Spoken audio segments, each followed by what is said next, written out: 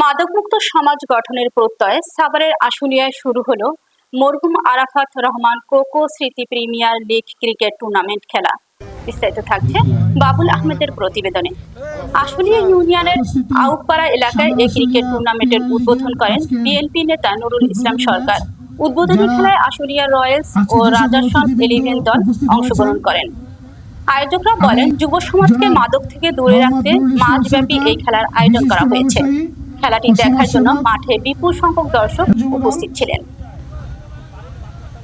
আজকের অনুষ্ঠানের আমন্ত্রিত অতিথি জনাব স্মৃতি সাভার আশুলিয়া প্রিমিয়ার লিগের সাধারণ সম্পাদক জনাব মেহেদী হাসান পলাশ। আমরা প্রত্যেককে এই আয়োজন কমিটির পক্ষ থেকে এবং প্রত্যেক প্লেয়ারের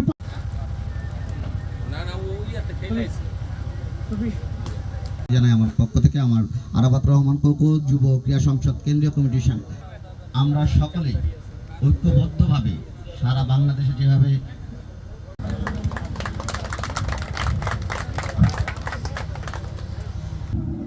রয়্যাল সোলজারের টিম ওনার জামান ভাই আজকে টুর্নামেন্টের সভাপতি চন্দ্রভাজন, আমাদের ছোট ভাই মোশাররফ হোসেন, আমিনুল ইসলাম এবং ঘোষণা হচ্ছে বেলুনিয়ে আরাফাত রহমান কোকো সাভার আশুলিয়া প্রিমিয়ার লিগের শুভ উদ্বোধন ঘোষণা হলো।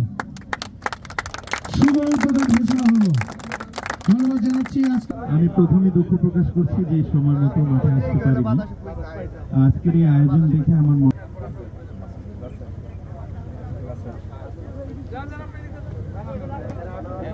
রাসেল 11 ভার্সেস আশুলিয়া রয়্যালস আজকের উদ্বোধনী ম্যাচ এর প্রথম বল শুরু হতে চলেছে।